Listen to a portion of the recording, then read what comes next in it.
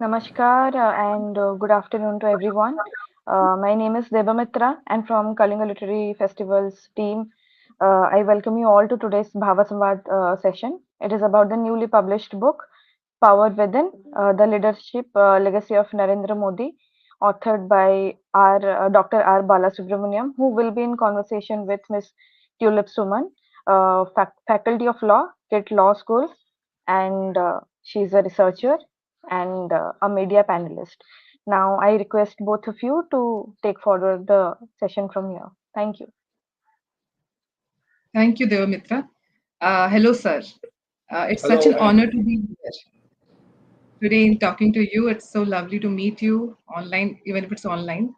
Well, I was going through the book, and because I got to know about it 2 days back, so I have gone through it in portions. But still, there are so many questions which are coming to my mind. And I have heard you speaking. I have read portions of it, and I there are some things which have come up to my mind. I want to ask you that. So first thing please. which came to my mind is, sir, that this, from what I can figure out here, this work must have been a very challenging one, as you have tried to do the Herculean task of comparing the Western definition of leadership with the Bharatiya Dharmic definition of leadership. Now, as I understand, the Western philosophy and language doesn't even have a word which can be held as similar, let alone equivalent to the concept of dharma from Bharatiya darshan or philosophy, if I am not wrong. As this book is for people world over, how difficult it was for you to explain a concept which is so alien to the Western mind? And how were you able to draw a difference between the two concepts, these very varied concepts of Western definition of Bharatiya, this leadership definition, and Bharatiya Dharmic definition of leadership?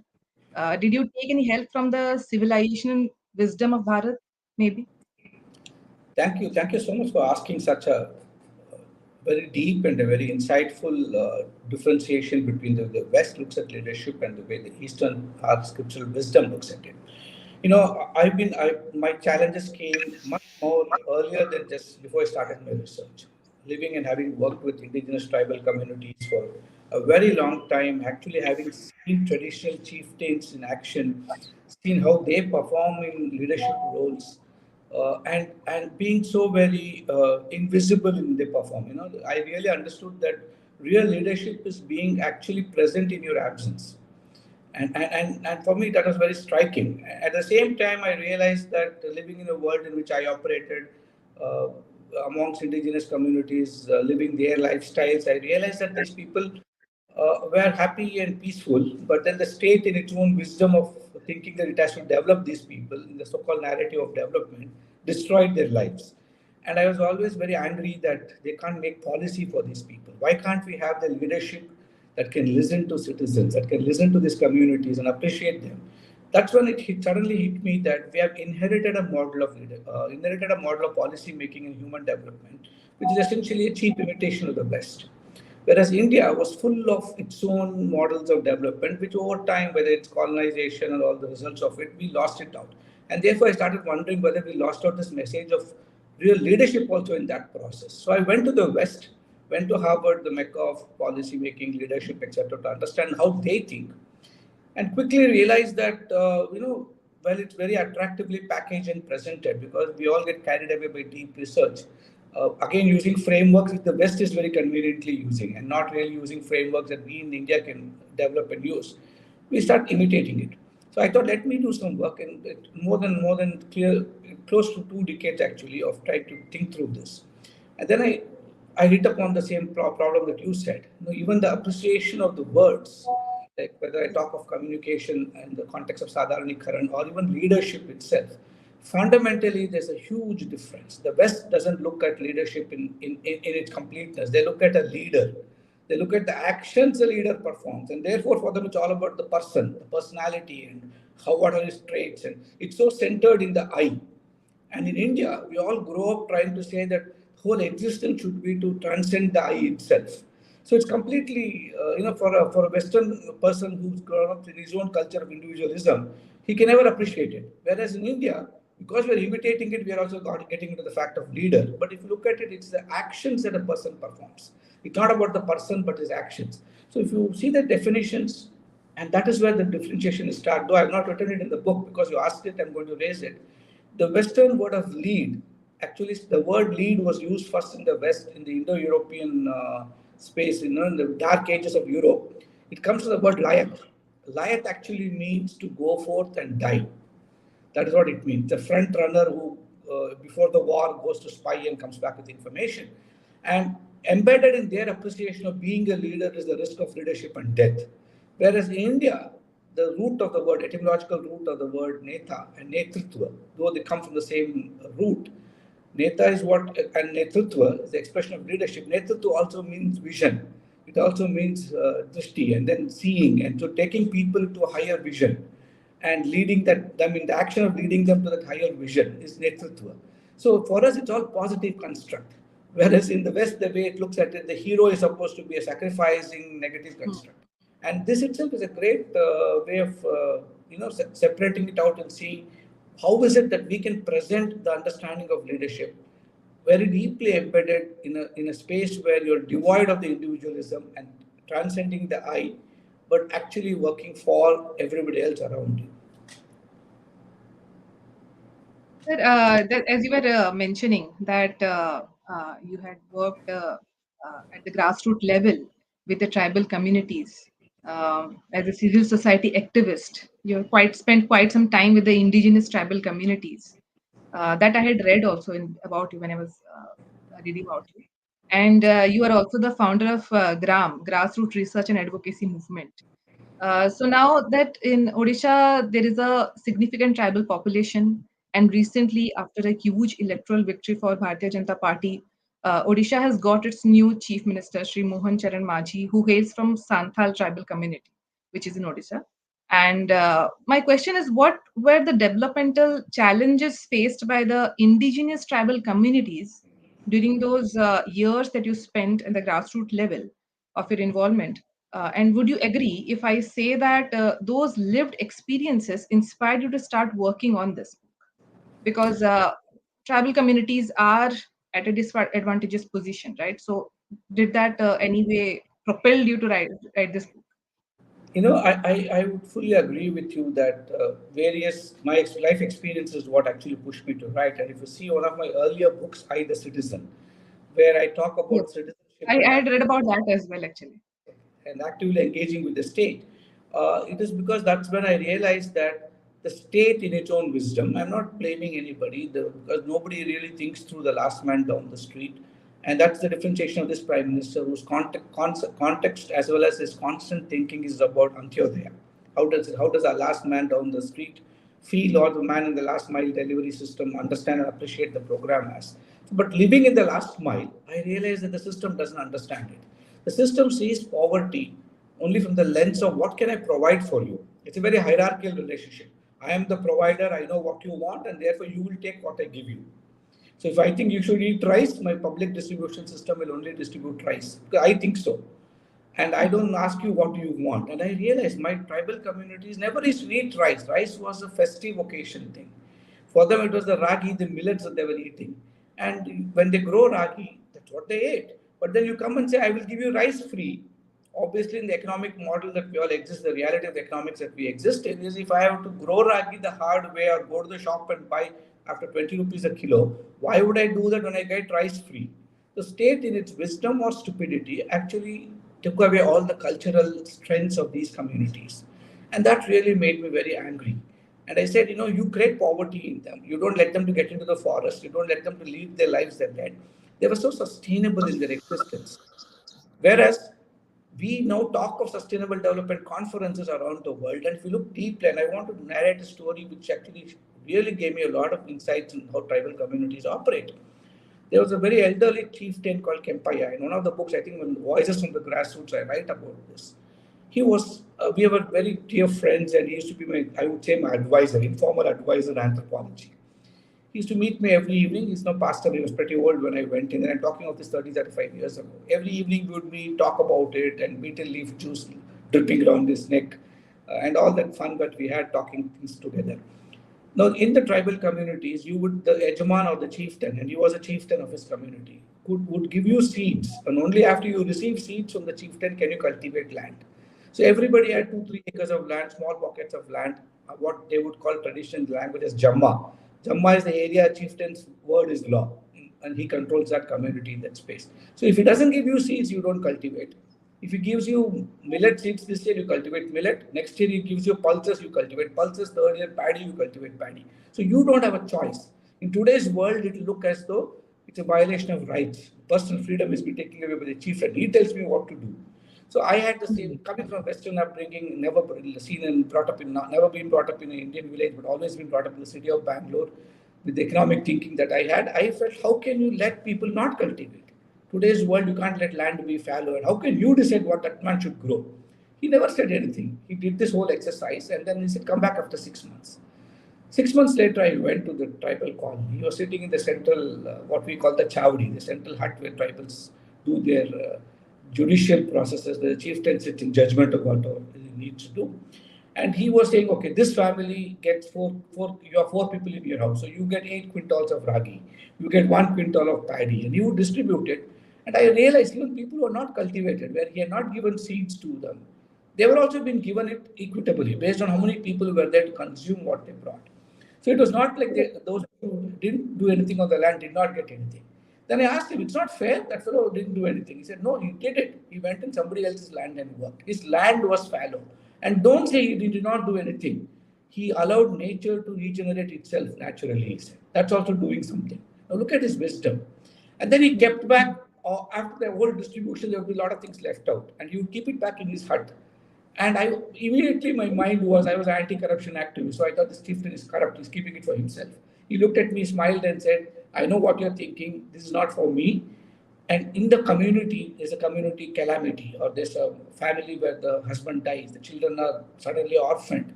This would be the emergency stock. For the festivities in the community, this would be the stock. So they don't have to worry. For the seeding of next year, this would be the seed stock. So the community was completely driven by this thinking. And he said, what is seen as fallow and economic waste in your language, he said, for me, I am a responsible human being, you would say. He said, I'm responsible because I allow weeds to grow. And when weeds grow, insects come, termites come. It's an entire ecosystem. He said, I'm not responsible for just feeding my family or my community. I'm responsible for taking care of this Mother Earth also. Now, that is sustainability in action. This is the kind of wisdom these communities have. And I thought if I can capture it, and if I can, and that's how I learned my leadership lessons, or I learned my lessons of human development. Today, whatever I speak and write are essentially things I owe to the intellectual strength of these communities and the community wisdom I got it from.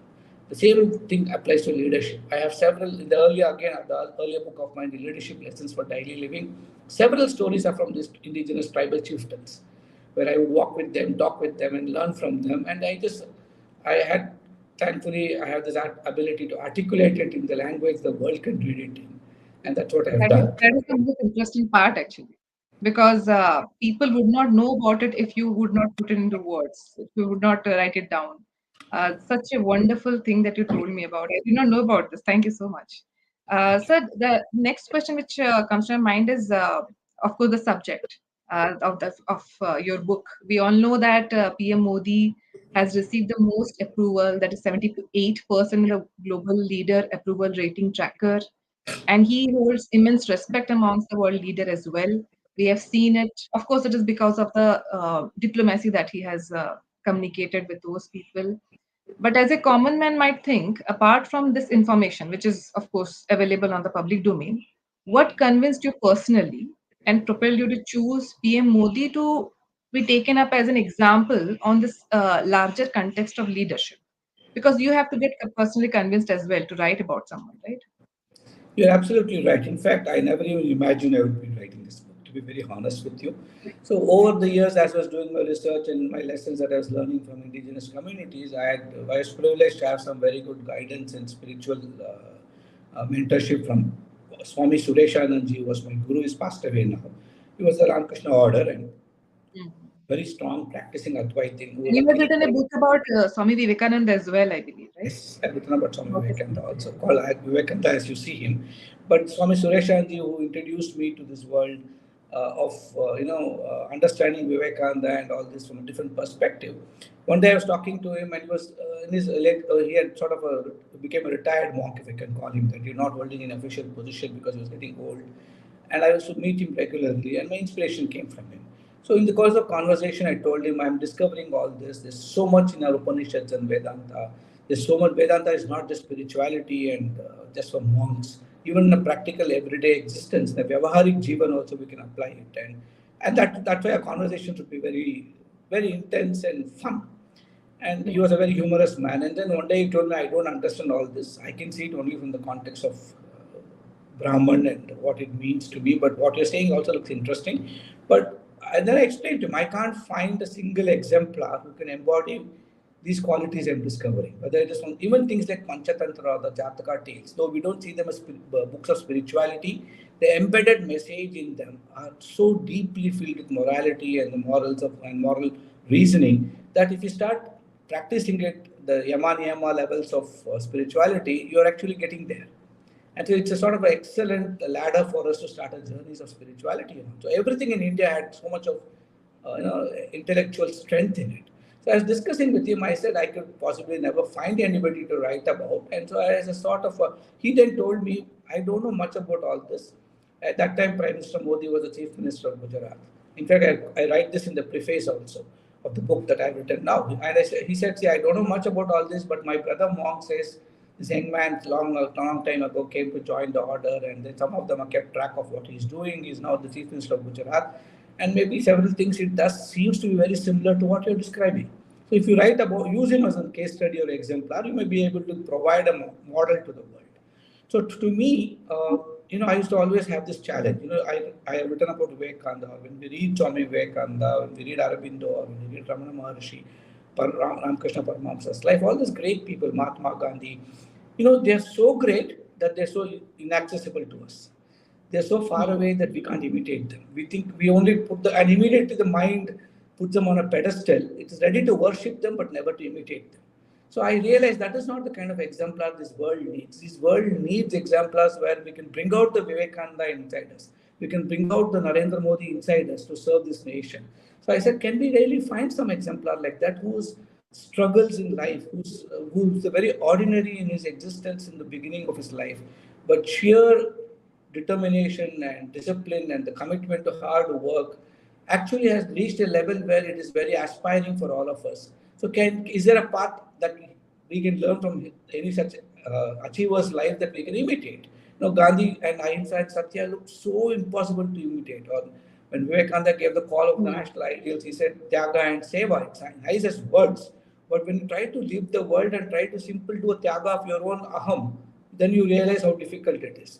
And so we realize these are all just words which can't live. The Vedantic values you can't live. But is there anything I can actually see the journey of somebody trying to live it? I'm never saying anybody is perfect. Neither do I say Prime Minister Modi is perfect. But his intent and sincerity of the journey is perfect. And that is what we can all imitate. So I said, let me look at his life. But I thought I can never see him. I can never meet him. He's so far away. He's Chief Minister in the state. I don't know much about only the media impressions and the television impressions. I just gave up. But I didn't give up. I actually wrote the book Leadership Lessons, where each chapter is about a different individual I met, an ordinary person, maybe a street vendor or an auto rickshaw driver. And I saw what is the leadership in him and connected to some of the values that I was discovering the Indic wisdom. But then fate willed otherwise. 3 years ago, I had opportunity where I was appointed as a member of the Capacity Building Commission of the Government of India. It's a new commission, the Mission Karma Yogi, which is very, PM is very passionate about. He conceived it. He wanted the bureaucracy to develop the feeling of Seva Bhav and become from a Karmachari, becoming a Karma Yogi and serve our citizens. So that's inspired me. And he calls himself Pradhan Sevak, I think. Yes, he calls himself that, and actually he believes in it. And he wants every Indian or everybody in the system to believe that to serve the nation.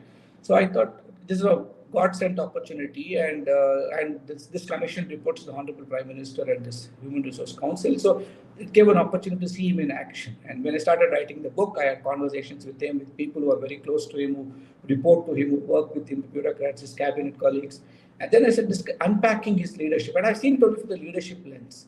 And as I started unpacking it, I thought these are such powerful lived examples, the experiences that he has gone through, are something which each of us might go through, but we may not reflect and we may not build on it. So his commitment to his vision, his commitment to the cause of service, his commitment to the nation, and the hard work he does to actually make it this vision into reality is something that's where the journey started. And this book captures, I won't say everything of it, but a substantial part of it because you can't put everything into one book. It took 2 years of research, a team of researchers supporting for this, and then collectively when I put it all together, I realized that it's actually 10 books, but you can't write 10 books, and that's a real challenge. That was a huge challenge.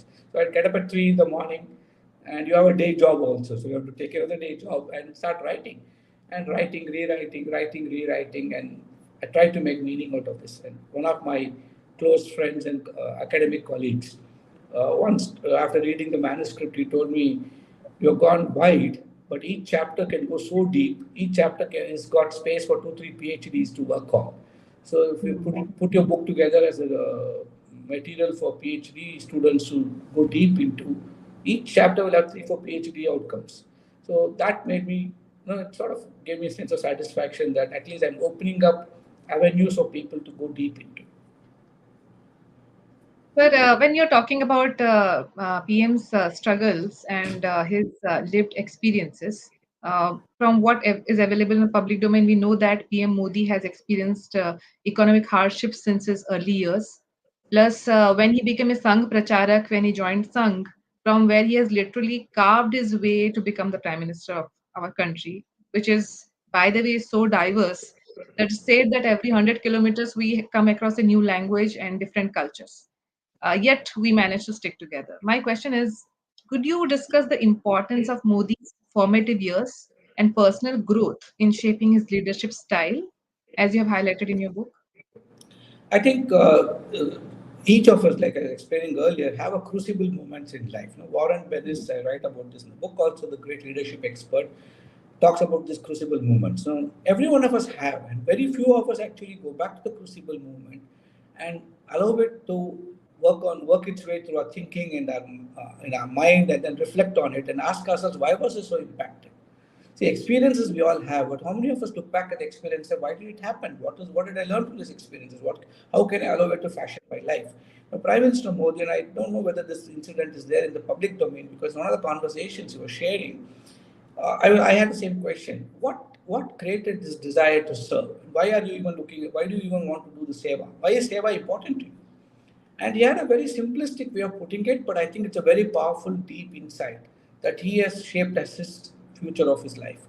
The beauty is even Western worlds recognize the importance of crucible movement. Like I said, Warren Bennis has written about it.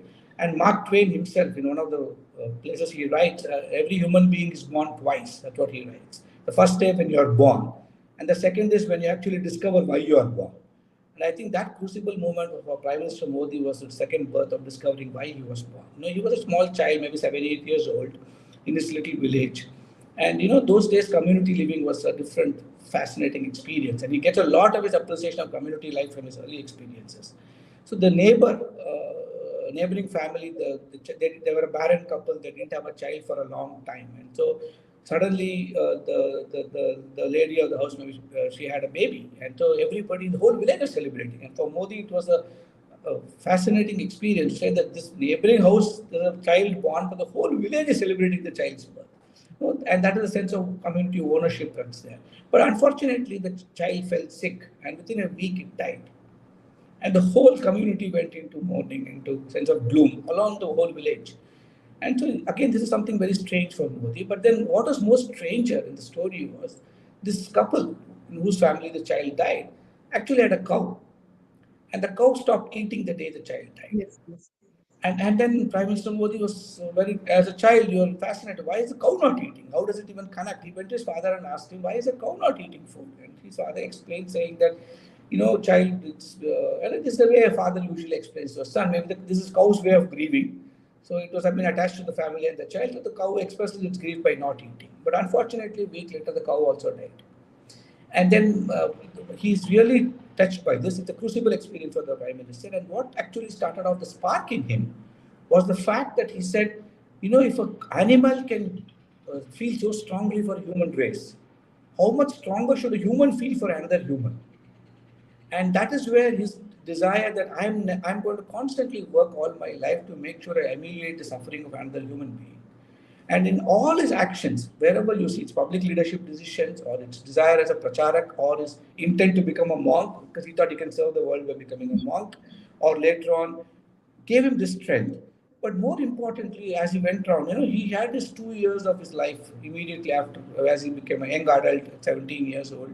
He traveled around the country, and 2 years of his life, it's pretty much hardly anything is known. And in my research, also, that phase of his life is what we call the Darshanik life. You travel around, like Adi Shankar went around the country, and every one of these great leaders go around the learning for themselves. Mahatma Gandhi traveled on the advice of Gokhale around the country. So I think his formation of what this country is, and it's not really diverse if you see it from one unidimensional approach of just one kind of experience. But if you absorb and soak in the experience of the whole nation, you understand the power of this diversity, the enormity of the strength that the nation can give, that Bharatiyata and the Bharatiya Parampara's strength, you start experiencing and soaking yourself in it. So, and in Indian scriptures, we call this a darshanik, the darshana stage is when you travel around and not just to do darshans of mandirs and bhagwans, but it's also a phase where as you're doing this journey, you go deep inside and start seeing your inner self, the darshan of the inner self. So India's spiritual wisdom is so powerful. It's not just control of external nature, but also control of internal nature, like Vivekananda says. And after that, when he became a prachar, his failed attempt at becoming a monk in the Ramakrishna order, it was a blessing for this country in that sense. And then he, becoming a pracharak, he living in different spaces from Tamil Nadu to Himachal Pradesh to other states to Gujarat to all these things are all experiences which has fashioned this appreciation of the depth of the diversity and the strength of the diversity of India and how we can relate to it, the connectedness that he builds. And understand the Pracharak's life. The RSS Pracharak is in his own way a very unique experience. They have no belongings. They live in go stay in somebody's house, somebody buys their bus ticket, somebody arranges a lunch for them, a dinner for them, and they have to subsume. It's very difficult. You can't live that life. We can't even ask for one meal from somebody. Our Swabhiman would be deeply affected. But actually, they appreciate equality. They cultivate humility, transcend ego by living that life. And having worked hard as a pracharak, and then when the political platform got presented to him and he could join the BJP as an organizer, the organizing ability of traveling around the nation, collectivizing people, at a context in which BJP was not even a party uh, people consider would reach where it is today, right? So we must also see the kind of vision that he must have had. Everybody appreciates his Kashmir attainment. It's easy to say that the Article 370 was repealed, but what people don't understand is what led to that moment was his Ekta Yatra 30, 35 years ago, and understanding it and the pulse of the people, etc. So I think this hard work, the discipline to actually do the work, the determination that I should achieve what I have to be achieved, and a constant desire to evolve and learn all the time, and do things not for himself but for others. So Vivekananda says it beautifully in this Vedic verse. It says, Atmano mokshartam jagat hitaya cha. Our moksha is important, Atma's moksha, but it should be realized through the Jagat Hita. And I think the way I have understood Prime Minister Modi's life, if I were to capture his entire existence in one sentence, I would say today is a living embodiment of that. Sir, as it happens, very interestingly, tomorrow, that is 23rd June, is the United Nations Public Service Day. And I had a program recently about it in Doordarshan, and I talked about how we can inspire people to younger people to join into public service and how to contribute to the society. I think if they watch you talking about this, about what our PM has done, maybe they will be getting inspired from that as well. So this seva manobhav which he has. Sir, I'm just, there's one thing which I have noticed that this book didn't seem like a hagiographical work where we really can't much learn about the person who is being set as an example. So, what challenges did you encounter while writing this book, particularly in balancing objectivity with the portrayal of a sitting prime minister who already has a larger than life persona? See, it's very difficult because it's a very difficult line to thread on. If I say something out of context, people would use it. If I say something, even if it's honest truth, they can abuse it. So, and we live in a polarized world. That's a reality of the world today. It's unfortunate. So, as an academic, as a person who teaches leadership, at the same time, as a practitioner who has learned leadership at the feet of great spiritual masters, as well as at the directly observing wonderful, whom we dismiss of as ordinary but extraordinary people, the indigenous tribal community leaders and others that I've had the privilege of interacting with. There's so much you absorb, and you sort of, without realizing it, it gets into you. But what academia did to me was give me the ability to be objective. And you have to have the proof of the pudding before you can say it is tasty or not. And that's the only way you can do it is by eating it. So you can't really get carried away. It's very difficult because when you're working and watching a person very closely, working with him and watching him very closely, it's natural that you might actually get carried away by the charisma. And it's not an ordinary person, he's a larger than life image. So I had to constantly go to the balcony, and what I've written about in the book also, his ability to go to the balcony and see the whole thing as objectively. I said, can I practice it myself? Can I constantly challenge myself, take a helicopter view, watch the whole thing with the objective that objectivity does it demand, so that it's an academic book and academician should challenge it, should look at it, should read it. I'm open to all that. And they should see where the material comes from. And so when if what my research evidence says, I should be faithful to it and write about it. So I started looking at it and challenging myself and saying, am I getting carried away by my emotions? Am I getting carried away by my own admiration for the personality? Or by what am I seeing? Okay, does it make sense? And stop. And that's why it took 2 years, constantly challenging myself, right? At the same time, I also know that people who what traditionally, today's language, what people would call his bucks, may not be completely happy with this because they think I've not written a hagiography. I'm not making him next to a character which they want to see him as. So both his admirers and his critics will have an opinion. I know that, but I think from a leadership lens perspective, the way I've been able to capture the way his decision making is, his public leadership style is, his communication style is, how he sees spirituality in action as leadership, how does he express it in the global stage, and I'm convinced, and that's why the last chapter I write, the epilogue is titled "The Dharma of Legacy and the Legacy of Dharma." I'm convinced that when he gave his call for the four P's in the G20 declaration, the Delhi declaration of peace, planet, profits, and people, it's so beautiful, built on the Purusharthas of India's thinking. And he's a lived, he's not, he's a prime minister who's demonstrated it for 10 years in all of his actions. The dots, if we connect. No, I don't want to get into the politics of it, that will only create noise. And obviously, people will have their own political views, and that's okay. But if you look at his public leadership style, if you look at the outcomes of the decision he takes, the reasons behind it, whether it is concept like Jan Bhagidari to looking at Team India for a new India, where he calls for everybody to come together, Samaj Sarkar Bazaar to work, collaborative spirit, or his own communication style of Sadharanikaran, where he can connect the power that he can generate, the emotional connectedness that he creates, and the space of Sitapragnati which he operates. He can actually separate himself from what is happening around him. And one really would be, every day, you get up every day, as much as he gets 78% approval ratings, which he doesn't get carried away by. You're also getting That's a brickbats very and the big bouquets. Right? The brickbats and the bouquets come. People simply criticize. They have one view of him, one lens of him, and anything going wrong in the country, from a pothole on the road that you travel on to a national calamity, you hold the prime minister responsible. Today, that's the political narrative we are creating. I'm not saying anybody is right or wrong. That is what politics is all about. But he's unaffected by it. That's the beauty. The ekatvam, the samatvam that he demonstrates, the sitapragnati he demonstrates. I think these are leadership messages and signals that each of us should strive to cultivate. And I'm not saying it's an easy thing. It's not. For me, the best part of writing this book is that book has become a Bible for my own existence now. I know I'm not all that. I'm only written about what the Prime Minister is, and I'm analyzed it to the Indic concepts. But it's a powerful guidebook for me, a toolkit that I have today. Every morning and I've read the book so many times myself because of the manuscript corrections, the typographical corrections and all that. Every day, every time I read it, I myself see, okay, this is what I should try to be. And in that sense, it's a toolkit for everybody. Now that happens actually. Whenever we write something, the more we delve into it, the more analysis that we make of what we have written, we try to change it. And even at a later point, we might try to change something or add something or delete something from the work.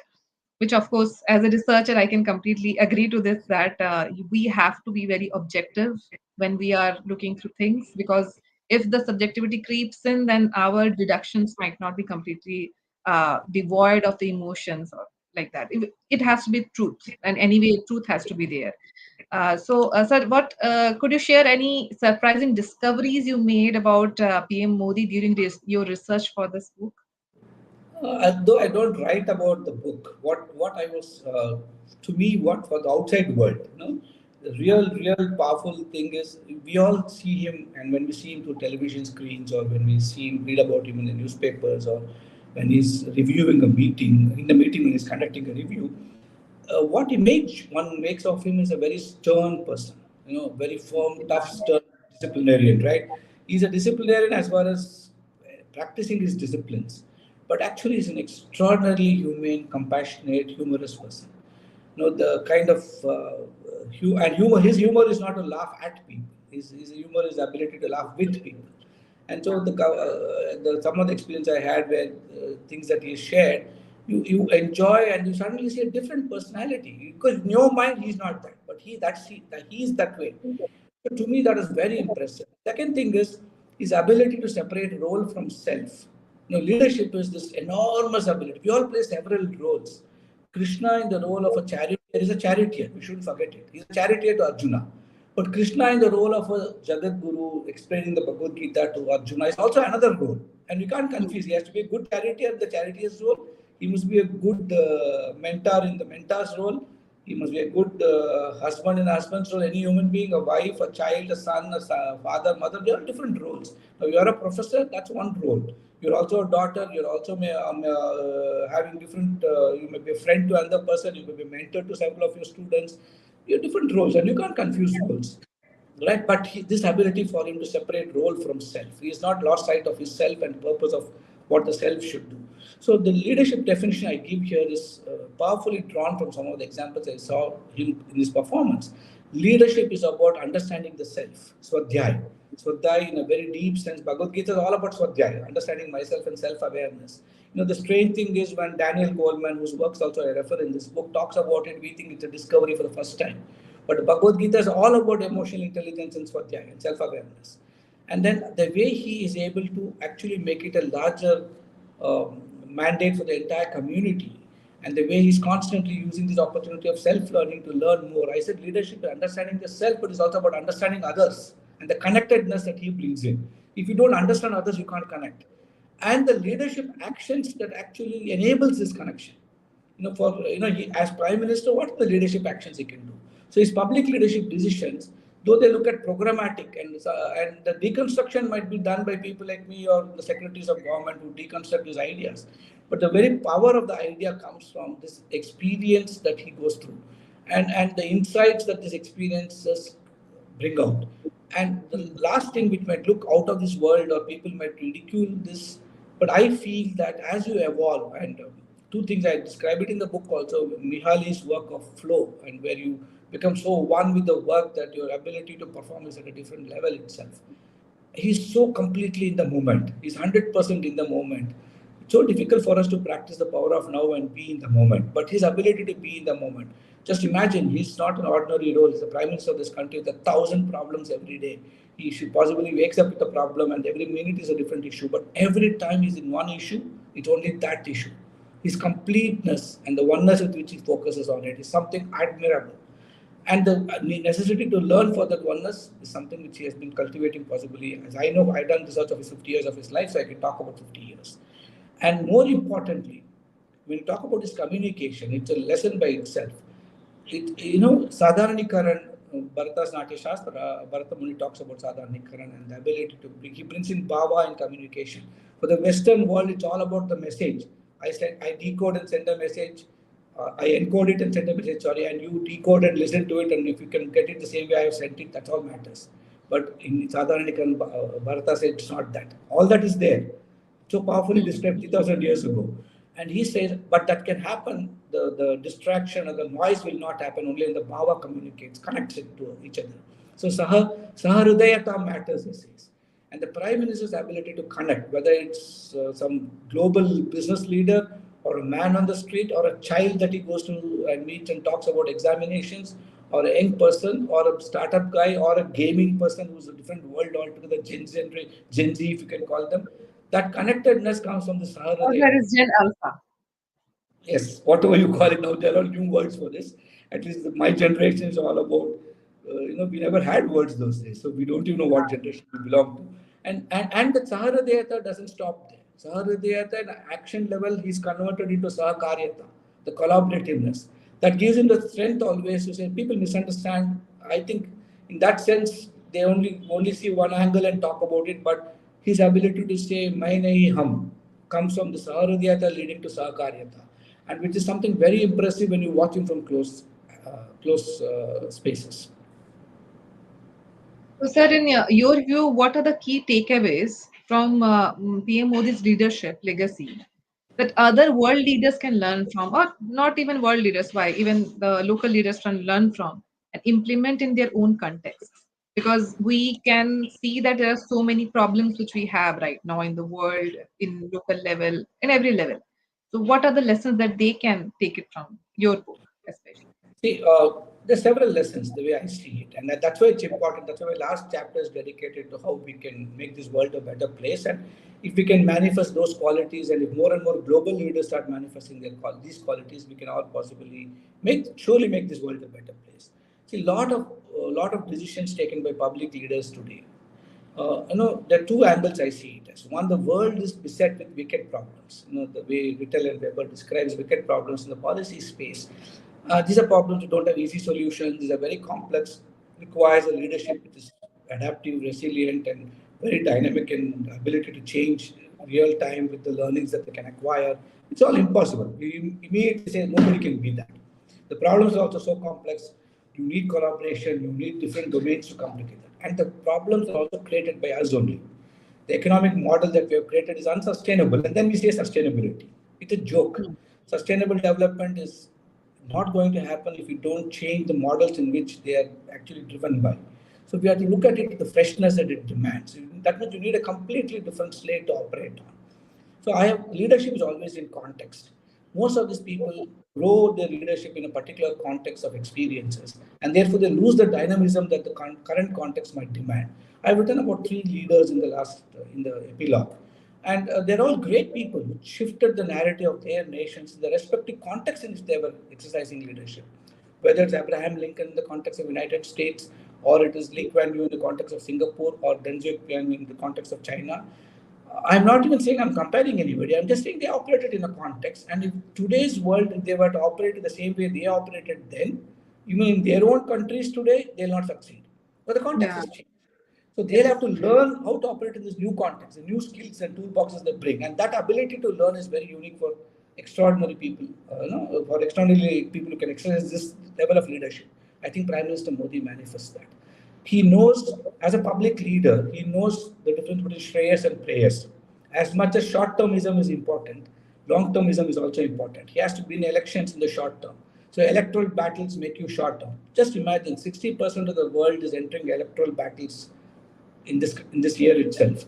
How many leaders are talking about the long-term vision of not only their countries but the rest of the world? No, and this vision is seen only from the manifestos and the statements politicians make in any country.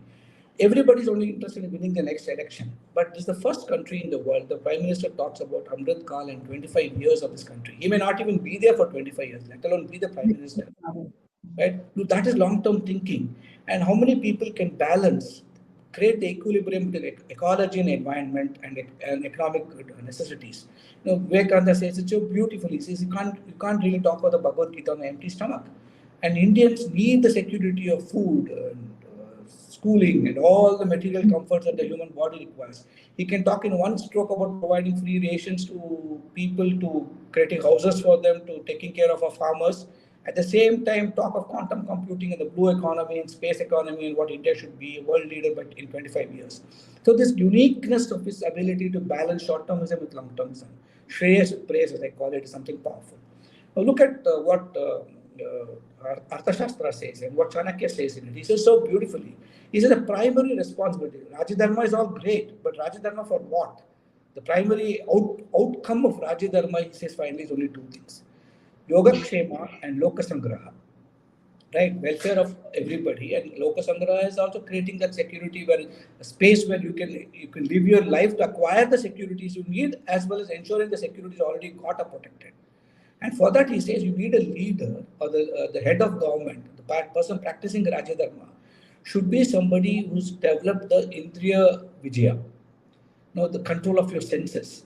Now, today, if you look at it, look at the enormous Indriya Vijaya that he's accomplished, or the Indriya Nigraha he practices. Is something that a lesson for all of us. So I think he's unique in his context, his ability to do this.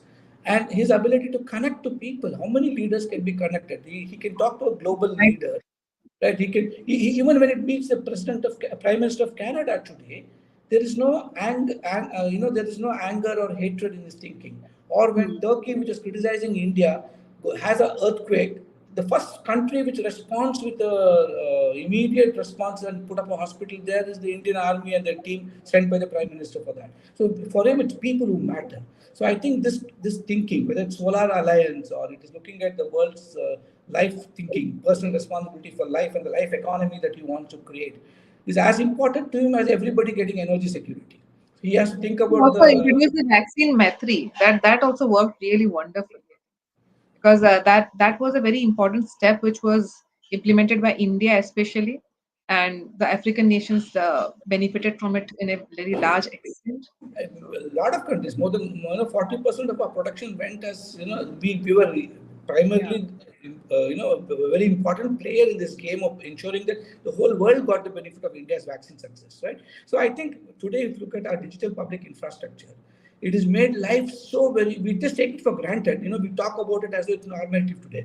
I go into a village and today I would drink a tender coconut. I don't even carry my wallet now. We don't even remember to carry.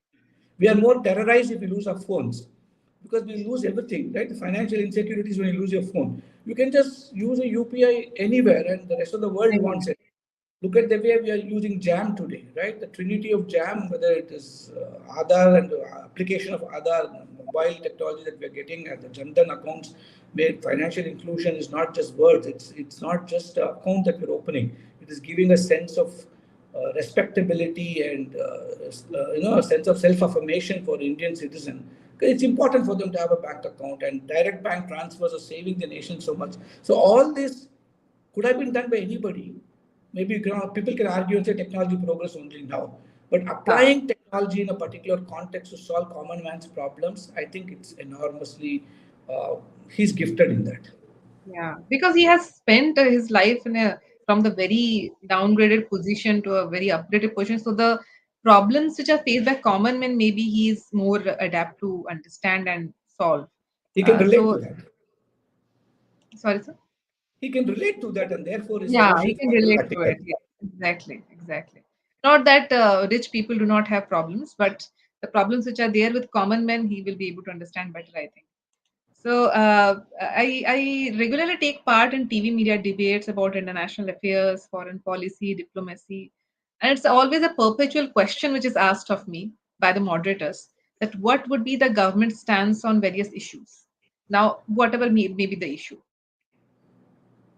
and I have been curious since a long time about the dharmic connotations of diplomacy and foreign policy, which perhaps PM Modi implements in his approach towards world problems and issues, which sets him apart from his counterparts, I think. What do you think about that would be the approach of PM Modi and his team towards the ongoing issues and upcoming issues at the world stage? I think the world is complex. There's no simple Yeah. solution to it, and in the context in what one operates, it keeps altering all the time. And so you got to be really be extremely sensitive to the realities. But then everybody talks of hard power, everybody talks of soft power, everybody talks of smart power today. But look at the way India's managed to put it all together. And always remember, we are a country getting away from the legacy of decolonization. A country which, in a country where Swami Vivekananda describes, and he said it in a context. Let's not look at the statement and say it's right, wrong. He said it more than 100 years ago, saying that you give a child a child gets a high school education. The first thing he's learned to talk about is how bad India is, how poor we are, and how filthy nation we are. So the pride that we take as Indian today, you walk out anywhere in the country, the pride that you feel and the sense of importance that you gain for being Indian. We might not have done anything except the fact that we're born in India today. That is because he's been able to effectively communicate the smart power in different ways. It is hard sometimes when the context demands a hard power positioning. Yes, Balal cold strike has to happen. And even in our scriptural wisdom stories in the Puranas, Prahalada is asked whether forgiveness is better or what is better, and in context of anger and forgiveness, etc. In that context, he says, in a situation where forgiveness is deserving and demanding, forgiveness is important. But in a situation where forgiveness will be misconstrued as cowardice, we'll have to reconsider and express strength also. I think this ability to bring it in international stage platforms where strength is important, but you don't show strength because you have the strength. You show strength because the context demands that expression of strength. At the same time, forgiveness is important. And this ability to look at connecting to diaspora and seeing the importance of it. And they are not just people bringing repatriation of foreign exchange into India, but they're cultural ambassadors of India. Even things like culinary diplomacy, saying we'll have Indian items on every table. It looks like a statement or a slogan, but look at the power of it. Today, Ayush and the power of Ayush today is close to $30 billion industry. And the research that's happening there, the objectivization of it. There's so much that's happening around the world, whether it's yoga, it's meditation. Though the West makes it into industry, the offering comes from India, right? And so this ability to package, or even small things like getting back artifacts. Close to 200, I write in the book also, artifacts have been brought back. Whenever he goes traveling abroad, his team does the research of what can be brought back. And they're actually, it's a cultural strength for us. So combining cultural diplomacy, culinary diplomacy, humanitarian diplomacy, strength diplomacy, defense diplomacy, sharing DPI and Aadhaar and UPI for other nations. Even it could be right from Singapore to France, we're able to offer them our UPI platform. Look at how where we have reached. Earlier, we were standing always like a beggar asking for it. Now we are confident to say, I am a giver also. At the same time, we are not blind to say, I can give everything. We are also open enough. We kept the windows open, like Mahatma Gandhi said. But we are not saying everything that comes from outside is great. We are also got a lot to give. So I think this today, Vasudhaiva Kutumbakam is not a slogan. For me, the way I see it is it's a lived cultural expression of India. Sharing and caring is part of the deal. Whether we look at it protecting the global environment, looking at carbon and carbon footprints, and looking at what India can do. At the same time, not sacrificing growth blindly for India because we have to balance it. And at some point of time we'll balance it. And he was very practical. He said 2070, where will we be? And whether it's 20% ethanol mixing or those practical steps are also taken. They are not just statements made, but they're backed with concrete action in every space that you see. Whether it is today green hydrogen, and that might happen maybe 20 years later, but we have begun the battle. See, a lot of the problems that we're facing today could not be problems if somebody had started the solution frameworks for it 20 years ago. But we can't just talk about it now. So, but we're not. But today, if we don't do something, 20 years later, we'll talk the same problems. So that solution framework that is putting into it in a global context, I think is remarkable. This ability to integrate, balance, and pull out of your hat what you need for that occasion.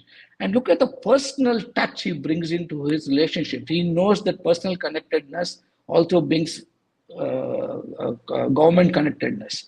So for people, they may make fun of his Modi hug, but I think the Modi hug symbolizes what India stands for today. We are equals, we are partners, we are not dependent on you. At the same time, we are interdependent with each other. And that message is what I read from the way our global leadership is now emerging, which is now actually sort of lived by Prime Minister and his colleagues in that space. Yes, that's so wonderful you have put it actually, and it's very interesting to understand these connotations because we whatever we see in the day-to-day activities, day-to-day interactions that he has with people or with world leaders, we always come across this perception that he is loved by almost everyone. So he's loved at the world stage. He's loved at his own country. So that actually puts a lot of questions, and these questions which I asked you are coming out of that curiosity itself. So thank you so much for answering the questions so wonderfully. It was lovely talking to you. It was such an honor to talk to you actually, and I really hope that I will be able to read all of your books because I have taken a little bit of Eyes and Citizen. That book I have taken a little bit from that, and it was very interesting as well. And in future as well, I hope that we would get some more chance to talk with each other as well. Thank you so much. Thank you so much, Tulipji, and I would like to thank the entire Kalinga literary team for this opportunity to share something there. And the book is on pre-order on Amazon, and it's going to get launched on the 28th at Delhi, and definitely we'll have one launch at Bhubaneswar also. So looking Yes, yes. forward to 1,000 leaders emerging after reading this book for this country. Thank you. Thank you so much.